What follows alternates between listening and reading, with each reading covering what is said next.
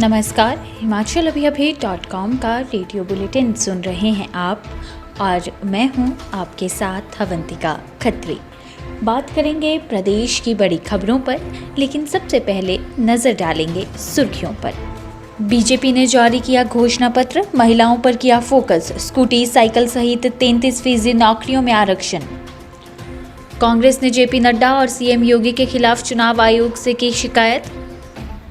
अमित शाह ने नगरोटा, बगवा और ऊना में की जनसभाएं, कांग्रेस पर साधा निशाना। विधानसभा चुनाव के बीच हिमाचल में बर्फबारी ने बढ़ाई प्रत्याशियों की मुश्किलें।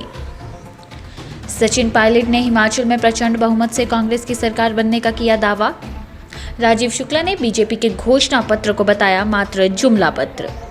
अब खबरें विस्तार से। विधानसभा चुनाव के लिए बीजेपी ने आज अपना घोषणा पत्र जारी कर दिया। बीजेपी ने घोषणा पत्र को संकल्प पत्र 2022 का नाम दिया है। पिछले चुनाव में इसे स्वर्णिम दृष्टि पत्र नाम दिया गया था। बीजेपी के राष्ट्रीय अध्यक्ष जगत प्रकाश नड्डा ने इसे शिमला में लॉन्च किया है। इस संकल्प पत्र में 11 मुख्य बातें शामिल हैं, जिसमें धार्मिक पर्यटन स्थलों को सड़क सुविधा से जोड़ना, सभी गांवों को पीएम ग्राम सड़क योजना से जोड़ना, 8 लाख लोगों को रोजगार देने की घोषणा, यूनिफॉर्म सिविल कोड बनाना जैसी घोषणाएं शामिल हैं। घोषणा पत्र समिति के अध्यक्ष डॉक्टर सिकंदर कुमार ने बताया कि हर वर्ग को ध्यान में रखते हुए संकल्प पत्र तैयार किया गया है। उन्होंने कहा कि ये जनता के विश्वास का संकल्प पत्र है।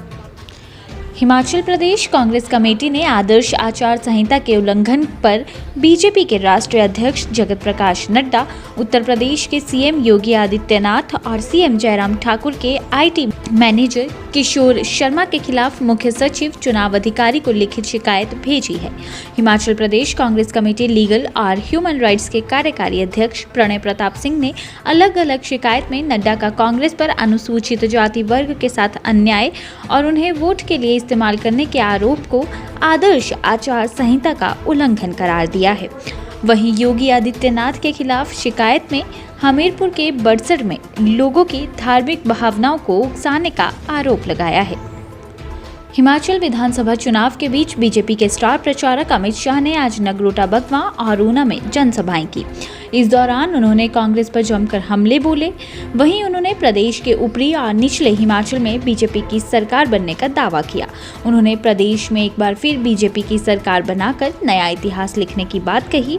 उन्होंने कांग्रेस के घोषणा पत्र पर भी जमकर कटाक्ष किए।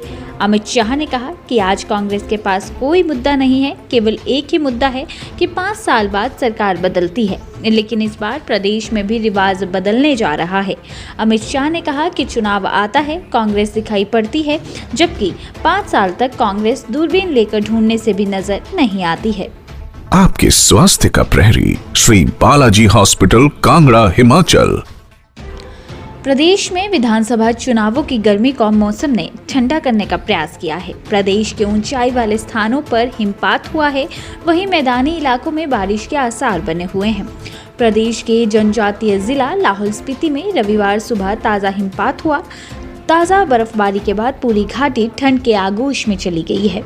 वहीं लाहौल स्पीति में हुई बर्फबारी के चलते चुनाव प्रचार में जुटे प्रत्याशियों को खासी मुश्किलों का सामना करना पड़ रहा है। बर्फबारी के बीच प्रत्याशी अब डोर टू डोर प्रचार में जुटे हुए हैं। हिमाचल विधानसभा चुनाव के बीच कांग्रेस नेता सचिन पायलट ने पालमपुर और सुला विधानसभा में जनसभाएं की और पार्टी प्रत्याशी के पक्ष में वोट मांगे। सचिन पायलट ने कहा कि कांग्रेस की लहर कांगड़ा ही नहीं पूरे हिमाचल प्रदेश में चल रही है। अगली सरकार कांग्रेस की ही बनेगी। सचिन पायलट ने कहा कि 12 नवंबर को जब मतदान होगा तो कांग्रेस बहुमत से अपनी सरकार बनाएगी। उन्होंने कहा कि मौजूदा बीजेपी सरकार के कामकाज पर लोगों को विश्वास नहीं है। आप देख ही रहे हैं कि चुनाव प्रचार के लिए देश के पीएम नरेंद्र मोदी को बार बार आना पड़ रहा है। सचिन पायलट ने कहा कि कांग्रेस प्रचंड बहुमत से हिमाचल प्रदेश में जीतेगी और सरकार बनाएगी। हिमाचल कांग्रेस के प्रभारी और सांसद राजीव शुक्ला ने बीजेपी के चुनाव घोषणा पत्र को जुमला पत्र करार दिया है। उन्होंने कहा कि बीजेपी ने इसमें अपने 2017 के चुनाव घोषणा पत्र में किए वायदों को दोहराया है। बीजेपी ने कांग्रेस के वादों को कॉपी कर अपना मैनिफेस्टो पेश किया है। राजीव शुक्ला ने बीजेपी नेताओं से पहले अपनी सरकार का रिपोर्ट कार्ड पेश करने को कहा है। बीजेपी के घोषणा पत्र में ओपीएस की कोई बात नहीं कही गई है। तो रेडियो बुलेटिन में फिलहाल के लिए बस इतना ही। नमस्कार।